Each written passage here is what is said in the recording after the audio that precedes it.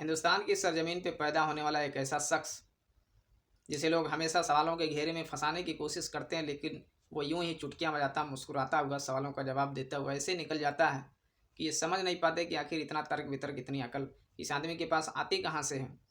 एक ऐसा इंसान जिसे राजनीति की दुनिया में, राजनीति के क्षेत्र में सांसद रत्न अवार्ड से सम्मानित किया गया।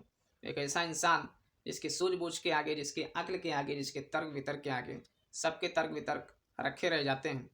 एक ऐसा इंसान जो हमेशा गरीबों की, मजलूमों की, यतीमों की मदद के लिए उनका सहारा बन के हमेशा खड़ा होता है। दुनिया में चाहे जिसके साथ कहीं भी अगर जुल्म हो रहा है, अगर कहीं भी मजलूमों को सताया जा रहा है, गरीबों बेबसों को सताया जा रहा है, तो इंसान हमेशा उनकी आवाज़ बन के खड़ा होता है, हमेशा हक के लिए लड़ता है, हमेशा गलत चीज़ के खिलाफ खड़ा होता है। जी हाँ, हम बात कर रहे हैं एक ऐसे सांसद की, इन्होंने ये सब कर दिखाया है। सिर्फ वही नहीं, उनके खानदान के लोग यही करते आ रहे हैं और इन्होंने खूब बढ़ चढ़ के इन कामों में हिस्सा लिया। आज हम बात कर रहे हैं सांसद असदुद्दीन ओवैसी की। जी हाँ, बिल्कुल सही सुना आपने।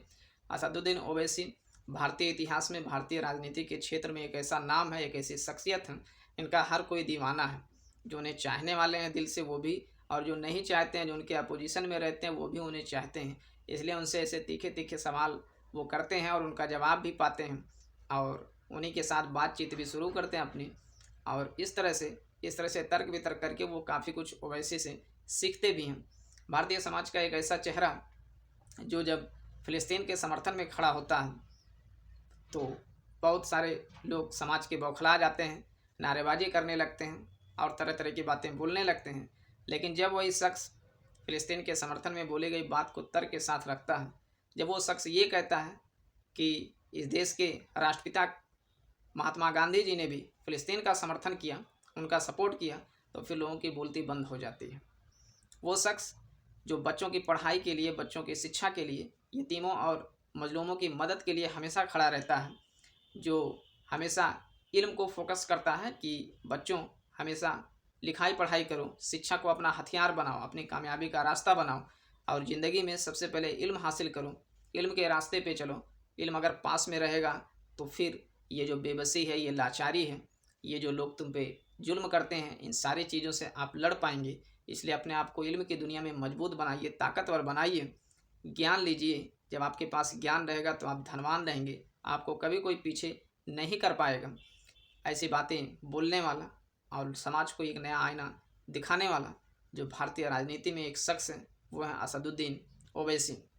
असदुद्दीन ओवैसी को हार चाहे जितनी भी मिले, लेकिन वो कोशिश करना नहीं छोड़ते। बहुत सारे ऐसे पॉइंट्स हैं जो हम असदुद्दीन ओवैसी से सीख सकते हैं। देखिए, यहाँ पे हमें जात पात, भेदभाव, धर्म, मजहब और रंग, खान पान, पहनावा, इन सारी चीज़ों को छोड़ करके जो सीखने वाली चीज़ें हैं वो ज़रूर सीखनी चाहिए।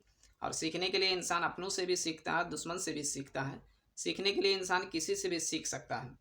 इसलिए हमें जात पात का भेदभाव, धर्म, राजनीति और खान पान, विचारधारा, ये अलग अलग हो सकती हैं। इन सारी चीज़ों को छोड़ करके हमें जहाँ से भी सीखने के लिए चीज़ें मिलें, उन चीज़ों को ज़रूर सीखना चाहिए। तो असदुद्दीन ओवैसी से हमें बहुत कुछ चीज़ें सीखने के लिए मिलती हैं। एक सीख तो ये मिलती है कि हार चाहे जितनी मिले, लेकिन कोशिश करना नहीं छोड़ना चाहिए। असदुद्दीन ओवैसी अनेक जगह से चुनाव लड़ते हैं, लेकिन वो वहाँ से कहीं कहीं ऐसा होता है कि हार जाते हैं वो, लेकिन फिर भी कोशिश करना नहीं छोड़ते हैं। फिर भी वो वहाँ से इलेक्शन लड़ते हैं दोबारा और फिर कोशिश की जाती है वहाँ से, और आगे ये रास्ता आसान किया जाता है। हमेशा कोशिश करते रहिए। दूसरा चीज़ ये सीखने के लिए मिलता है कि हमेशा गरीबों, मजलूमों और यतीमों के साथ खड़े रहिए, उनकी आवाज़ बन के खड़े रहिए। उनकी आवाज़ बनेंगे आप तो अल्लाह तबारक व तआला आपका रास्ता आसान बनाएंगे। और वैसे वो शख्स हैं जो ये दिखाते हैं करके समाज में कि हमेशा जहाँ पर भी जुल्म किया जा रहा हो, दुनिया के जिस भी कोने में हो आप वहाँ से आवाज़ उठाइए, आप हक के लिए लड़िए। आप कभी भी जुल्म के आगे, झूठ के आगे घुटने ना टेकिए। आप कभी झुकिए नहीं, हमेशा उन लोगों की आवाज़ बनिए जिनको ज़रूरत है सहारे की। हमेशा समाज में दबे कुचले दलित जो लोग हैं, जो निचली बिरादरी के लोग हैं, उनकी आवाज़ बनिए, उनकी उनकी ताकत बनिए। आप उनके लिए लड़िए तो आप इतनी बुलंदी पे जाएंगे, आप इतना आगे बढ़ेंगे कि आप सोच भी नहीं सकते हैं। हमेशा गरीबों की आवाज़ बनिए, मजलूमों की आवाज़ बनिए और सबसे ज़्यादा इल्म को फोकस करिए। आप पढ़ाई लिखाई पे ध्यान दीजिए, जहाँ तक हो सके बच्चों की मदद करिए, उनकी सहायता करिए, पढ़ाई लिखाई में उनका साथ दीजिए।